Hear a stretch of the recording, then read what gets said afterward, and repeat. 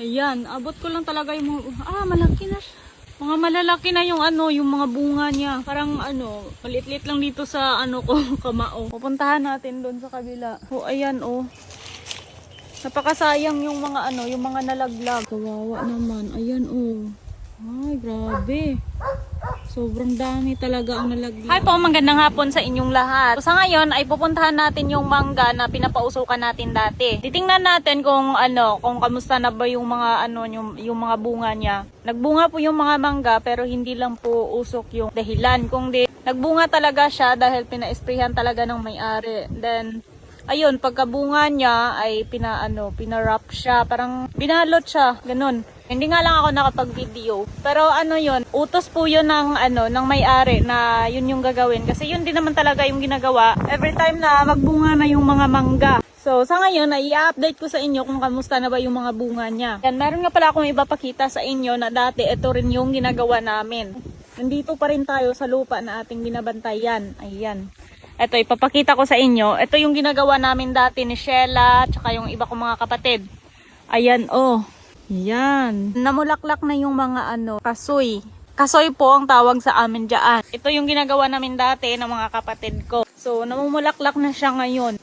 Pagkabunga nito ay, yan, balik naman ulit sa dating gawa. Pag nagbubunga siya, binibenta namin yung parang niya, yung parang buto niya. Yun, binibenta namin. Tapos kung maalala nyo, meron din kaming mga vlog nito na nanguha kami ng bunga ng mga langka. Dito rin yun. Ayan. Dito banda ay, dito talaga yung may banabing puno ng kasoy. Ayan. Siyempre, hindi pa rin mawawala sa atin yung ating itak. Ayan, nasa gilid natin yan palagi. Ayan, diba? Hindi po yan mawawala sa atin. Laging may itak yan. So, ayan, malapit na tayo sa mga puno ng mangga. Titingnan natin.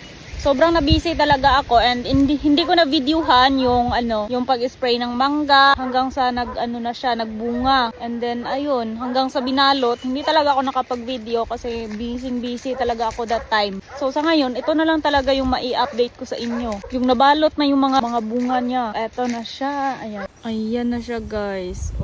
Hindi nga lang masyadong madami kasi yun nga, parang ata ng mga insects yung iba. Pero isang puno pa lang yan. Titingnan natin doon sa pinakapuno niya talaga. 2 puno ng mangga pa lang to. Ayan. Ay, ayan lang. Ayan. Madaming nalaglag. Kawawa naman. Ayan Ay, grabe. Sobrang dami talaga ang nalaglag. 2 puno ng mangga pa lang to. Yun yung isa, tapos ito yung isa. Meron pang iba. Dito pa lang tayo sa 2 puno. Yung iba ay titingnan natin kung ganito rin yung nangyari sa mga sa mga bunga nila. Papakita ko sa inyo yung mga mangga na nalaglag. Ito.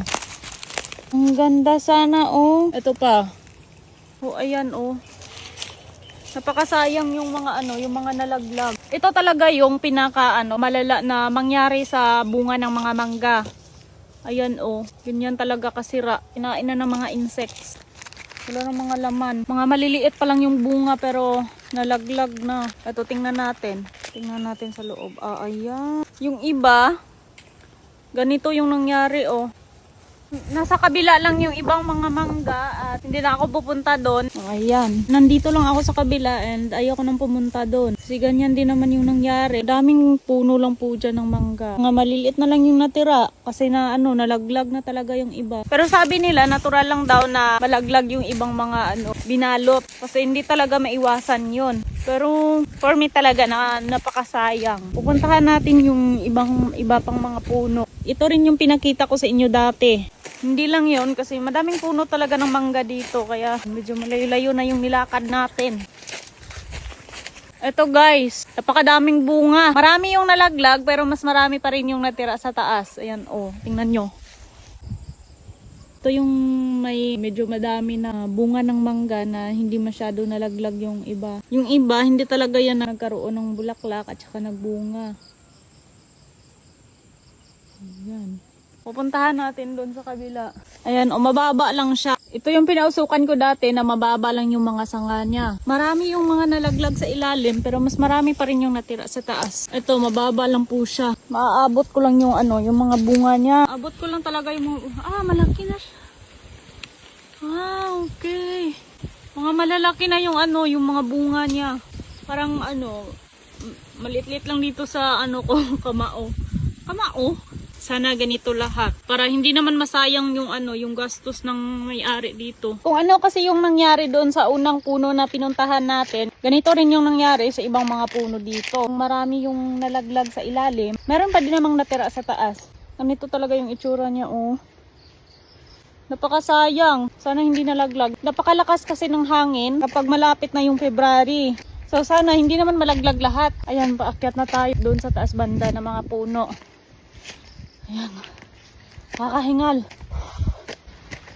Napakataas ang inangkat natin. Ito na yung last na mga puno ng mangga dito. Ayan. Yun yung isa. Medyo madami lang yung bunga niya and mga malalaki na yung bunga niya. Tapos ayan pa sa kabila. Yun lang ang update sa mga bunga ng mangga. So yun lang. Bye bye.